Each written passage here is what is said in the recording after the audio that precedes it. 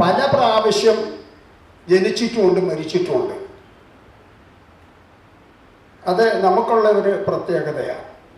എനിക്ക് തോന്നുന്നത് ഈ പുരാണ പാരായണക്കാരായതുകൊണ്ടാണോ എന്നെനിക്കൊരു സംശയമുണ്ട്. അവർ ഈ ആത്മീയമായി ചിന്തിക്കുന്നവരല്ലേ. അപ്പോൾ അതുകൊണ്ടായിരിക്കും അവരുടെ അംഗങ്ങൾ ആത്മീയമായിട്ട് പല പ്രാവശ്യം മരിക്കുന്നത്. അപ്പോൾ അതൊക്കെ ഒന്ന് മാറ്റി വെച്ചിട്ട്, ഒരാൾ ജനിച്ചാൽ ഒരു പ്രാവശ്യം മരിക്കുകയുള്ളൂ. അപ്പോൾ ആ ഒരു മരണമൊക്കെ എങ്ങനെ പിന്നീടുള്ള മരണങ്ങളൊക്കെ മാറ്റി വെച്ചിട്ട്, അതേസമയം എനിക്ക് അറിയാവുന്ന കുറച്ച് ആളുണ്ട്, എന്നെ വിളിച്ച് പറഞ്ഞിട്ടുള്ള ആൾക്കാരുണ്ട്, സാറേ എനിക്ക് ഇത്തിരി ബുദ്ധിമുട്ടുണ്ടെന്ന് വരാൻ. കാരണം കാല് പ്ലാസ്റ്റർ ഇട്ടേക്കുന്ന ആളുകളുണ്ട്, അസുഖമായിട്ട് ഹോസ്പിറ്റലിൽ കിടക്കുന്നവരുണ്ട്, പിന്നെ അതല്ലാതെ അസുഖമായിട്ട് വീട്ടിൽ തന്നെ കിടക്കുന്നവരുണ്ട്. നമ്മളെല്ലാം ഇപ്പോൾ അസുഖമുള്ളവരാണ്. ഞാനാണെങ്കിൽ 22 ദിവസം ഹോസ്പിറ്റലിൽ കിടന്നിട്ടാണ് ഞാൻ വന്നത്. എന്നിട്ട് ഞാനിവിടെ വന്നതെന്ന് പറയുന്നത്, ഞാൻ വന്നു എന്ന് പറയുന്നത്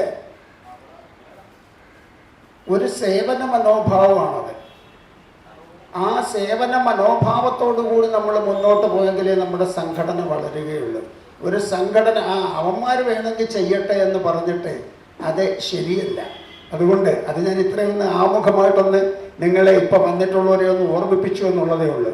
നമ്മുടെ ഈ പരിപാടിക്ക് ഇന്ന് അധ്യക്ഷനായി നമ്മുടെ പ്രസിഡന്റ് വരാഞ്ഞത് കൊണ്ട് ഇന്ന് പ്രസിഡന്റായിട്ട് അല്ല, ഇന്ന് അധ്യക്ഷനായിട്ട് ശ്രീ സഹദേവൻ ചെന്നാപ്പാറ അവർകളെ ഇവിടെ നിയോഗിച്ചിരിക്കുകയാണ്.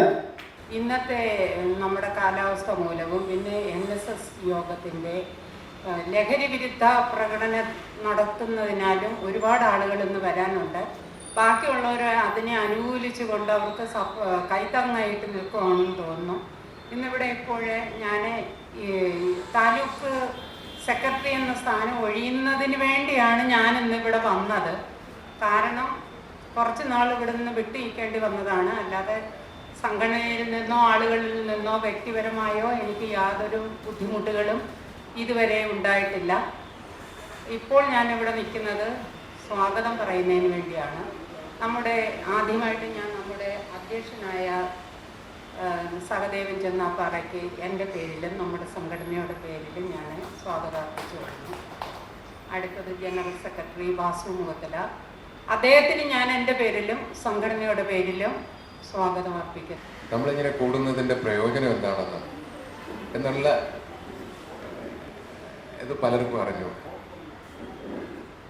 പുരാണ പാരായണ കലാസംഘടന കൊട്ടാരക്കര കൂടുന്നുണ്ട്, കൊല്ലത്ത് കൂടുന്നുണ്ട്, അങ്ങനെ യൂണിറ്റുകൾ തലത്തിലെല്ലാം കൂടുന്നുണ്ട്.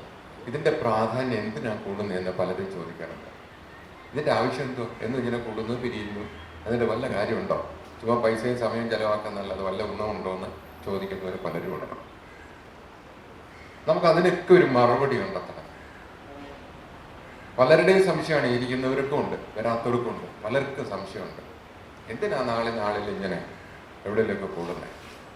വണ്ടിക്കൂലിക്ക് പൈസ കളയുന്നത്, ഒരു ദിവസം അങ്ങ് പോകുന്നു എന്നെല്ലാം പറയുന്ന ഒരുപാട് പേരുണ്ട്.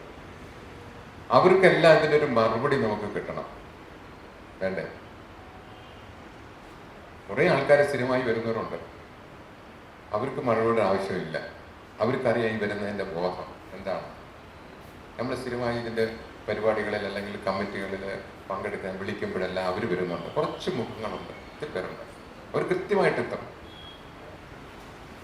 അവരോട് നമുക്ക് മറുപടി പറയേണ്ട കാര്യമില്ല, അവർക്കറിയാം എന്തിനാണ് നമ്മൾ ഈ കൂട്ടായ്മ കൊണ്ട് നടക്കുന്നത്, ഈ കൂട്ടായ്മ ആൾ വിളിക്കുമ്പോൾ നമ്മൾ എന്തിനാണ് പോകേണ്ടത് എന്നെല്ലാം അറിയാവുന്നവരാണ് അവർ. എങ്കിലും നമുക്ക് ഒത്തിരി കാര്യങ്ങൾ ഇന്ന് ചർച്ച ചെയ്ത് നമുക്കൊരു തീരുമാനം എടുക്കണം. ഇന്ന് താലൂക്ക് കമ്മിറ്റിയാണ് വിളിച്ചേക്കുന്നത്. ഓരോ താലൂക്കും വിളിച്ചുകൊണ്ടിരിക്കുകയാണ്. എല്ലാ താലൂക്കും, ഇപ്പോൾ കൊട്ടാരക്കര താലൂക്ക് പാർട്ടിയായിട്ട് വിളിക്കുകയാണ്.